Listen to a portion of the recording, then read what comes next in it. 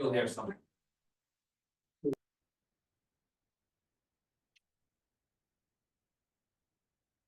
Okay, I call the Town of Groton Pleasant Valley Property Sale Review Committee special meeting to order.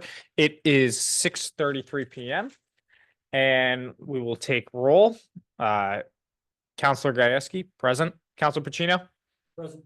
Commissioner Boris, Commissioner Boris, Commissioner Boris, not here. Representative Good, Present. Representative Gibbs, Here. Director Reiner, Here. and Manager Burt. Here. All right, we are at quorum with 6 of 7 members and Commissioner Boris is absent. We will then move on to new business, item 1, which is the overview of the property sale review committee role within the town property disposition process. I will turn that over to our administrative staff, Corinne Piazza. Great, thank you so much. Thank you. All right, if everyone would like to, well, sorry, we already did our welcome and introductions. I'm going to get started on the presentation. Let me just pull that up really quickly. Share. Oh, share it. That's right. And lower left last we looked. Double click. Or that's fine. Let me get rid of the controls at the top.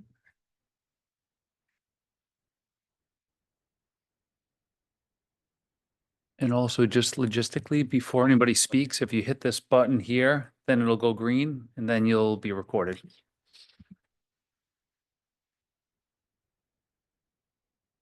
All right, so for this presentation, we'll jump into an overview of the PSRC role within the town property disposition process. We'll then review the PSRC roles and responsibilities.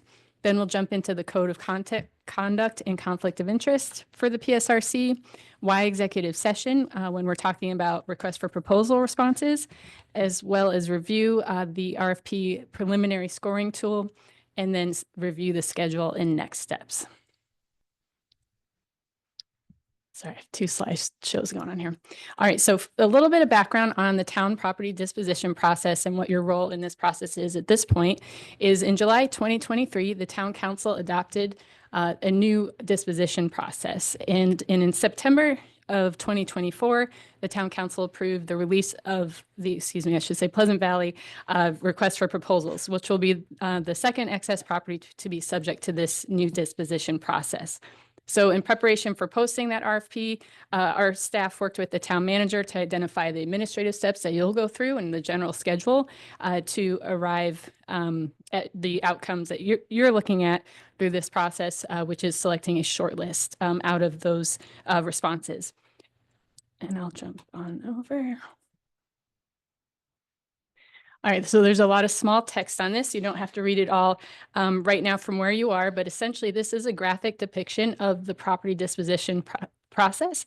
And the reason we created this was because there's a lot of steps. We wanted to break it down into phases of what's happening, why, and what the outcomes are. So if you see at the top, you can see 2 big gold check marks on the 2 first phases, which was the property review. This is basically deciding if the Pleasant Valley property should be allowed to be developed. And then part 2 there, or the second phase is identification of the public benefits. The town council worked on this extensively to identify what should take place on this parcel. Now we're in that orange phase, or part C, which is project concept and development partner selection. And the committee comes in on that pink essentially text right there, where you'll be reviewing the request for proposal responses and arriving at a short list to make a recommendation to town council. And then that last phase is where the legal agreements and project concepts take place. So when you hear folks say, how do we ensure what we think is going to happen there happens, that happens in that last phase with the legal agreements, and that's where the teeth are for the town. But that comes last, essentially, once everyone's selected a partner and negotiated. This is just a little bit zoomed in. So again, that pink part with the "We Are Here" sticker is where we are right now for this committee process. Overall, from RFP to this process wrapping up is about 60 to 90 days. Then it moves into the town council process review to select that final developer selection. That's another 60 to 90. And then we get into, again, those negotiation and legal agreements, which is another 60 to 90, just to give you an idea of timeline. So your main tasks, you essentially have 4 meetings. So tonight you'll receive the RFP responses and you'll do a preliminary scoring over the next week and a half or so. It's important to point out these are not final scores. This is just for you to get very familiar with the content of each response and score accordingly to what the RFP asked for and the town council outlined as their priorities. Then we'll move into a discussion of those scores as a committee, and you'll arrive at a short list of who you feel should move ahead. If any, it's also very open. If you don't like any of them, that's an option. Or if you think there's clear leaders, you can select those candidates. At that point, you are identifying any additional clarifying questions you might have and can invite them to interview. Then the third meeting would be holding those interviews and getting to ask them those clarifying questions. And then if any move ahead, essentially you would select that final shortlist as a recommendation to town council. And essentially that's the 4 meeting schedule that you have.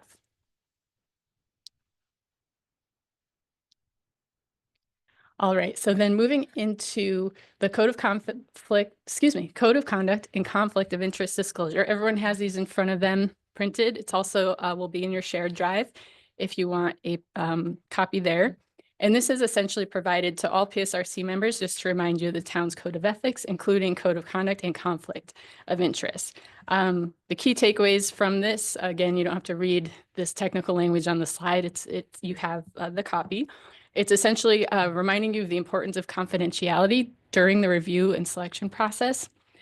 We also have, once you dive into the responses, you'll see we have asked respondents to identify who is a member of their association, and you can look at that chart and you can see if you have any conflict of interest.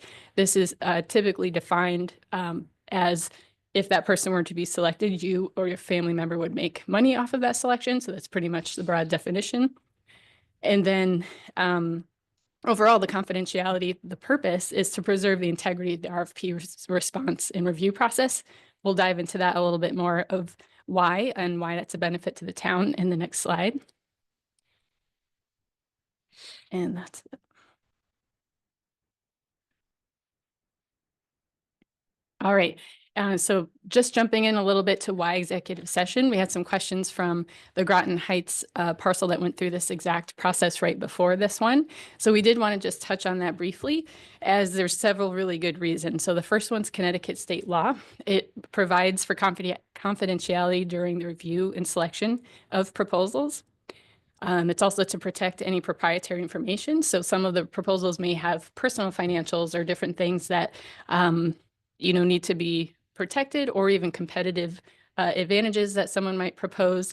And so in order for us to receive the best possible offers, it's important we make an environment where people feel that information is protected. The next one is fairness. It's really about preserving the integrity of that process to make sure there's no interference. So, if you think about it, if we were going along and halfway through we said, these folks aren't selected, but these are, the folks that weren't selected could then interfere with the process and not allow the leading candidates to finish and have a fair process all the way through. A very important one is it's also for town advantage. So it allows us the strongest position possible to negotiate and select the best proposal that meets our goals.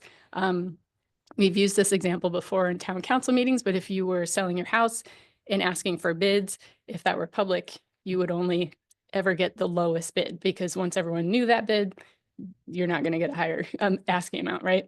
So it's really advantageous to the town to be able to negotiate in this way. And then finally, there's also checks and balances built within executive session. These aren't one-on-one negotiations. All of the town councils and elected officials are there, town staff, as well as the respondents. So that's important to note. And then also the information does become available just at the appropriate time. So once the negotiations are finished, you'll see as well that once the town council makes a selection, there's an additional public hearing. And again, all of that information essentially is released after the closed session process.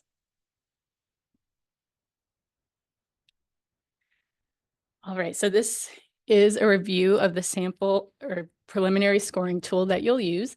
It's very straightforward. We'll dive into it a little bit closer. in executive session if you have additional questions once you have it in front of you.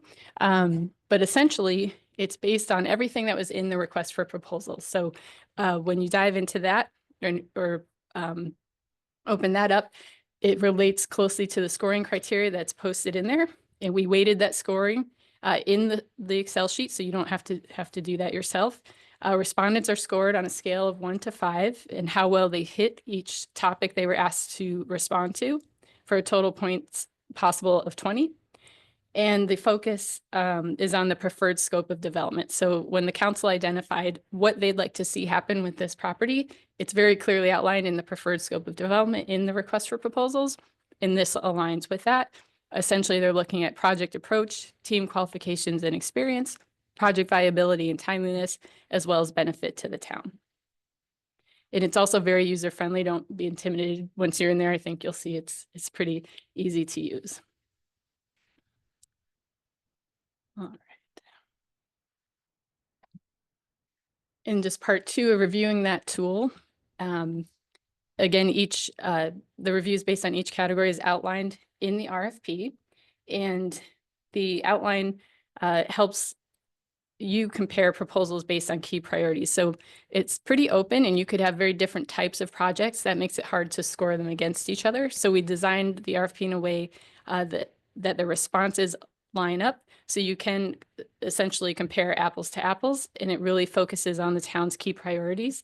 Again, that preferred scope of development, feasibility and timeliness, and they also identify any proposed incentive or deal structure that they would like to see for the project to be feasible, and how they're hitting our goals, such as increasing the grand list and the public benefits that we've asked for.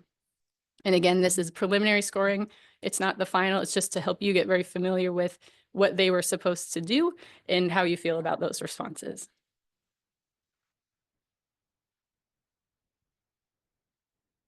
All right, I think this is our maybe last slide. Just a review of the upcoming steps. So again, this evening, we'll walk you through the tool and you'll receive the RFPs, and then you'll walk through that preliminary scoring of those. And you'll get those in by February 19th. Then we'll have that second meeting where we discuss the preliminary scores and you arrive at a decision for your shortlist. Then we have meeting 3, where we jump into the interviews, and then meeting 4, if needed, for additional interviews, as well as a conclusion on who you would like to recommend to the town council. Hopefully that recommendation should happen sometime in April, depending on the agenda availability. And that's it for the presentation. And does anyone have any questions before we dive into the materials in executive session? Seeing none. Just for those who are following our agenda at home, under new business, that presentation covered the first 5 items.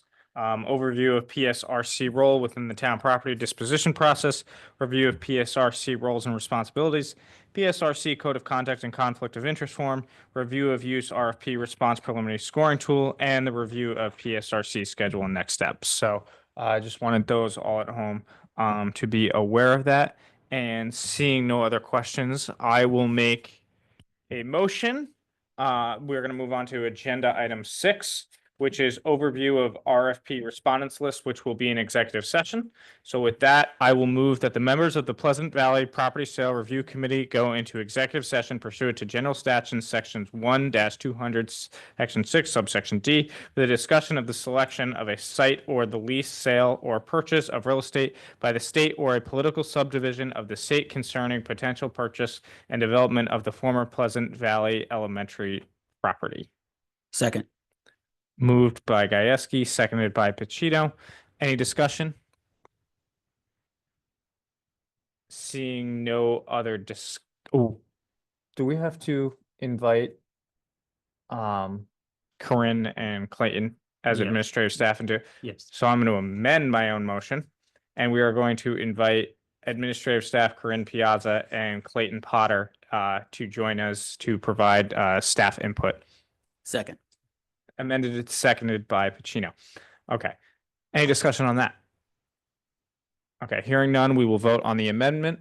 All those in favor of the amendment of inviting Clayton Potter and Corinne Piazza into the meeting, please signify by saying aye. Aye. Aye.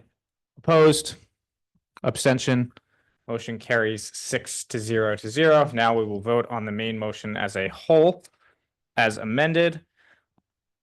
Any last discussion? Hearing none, we will vote on that.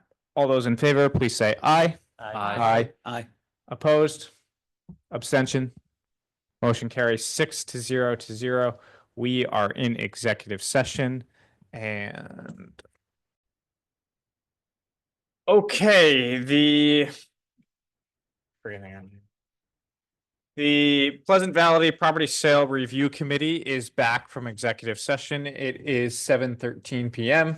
For the record, Commissioner Boris arrived at 6:53 PM and joined us in executive session virtually. We are all here now. Our next item on the list is adjournment. I will look upon a favor for adjournment. Motion to adjourn. Second. Motion by Councilor Pacino, seconded by Representative Good. All those in favor of adjournment? Aye. Aye. That passes opposed? Abstentions? That passes 7-0. We are adjourned at 7:14 PM. Thank you, everybody.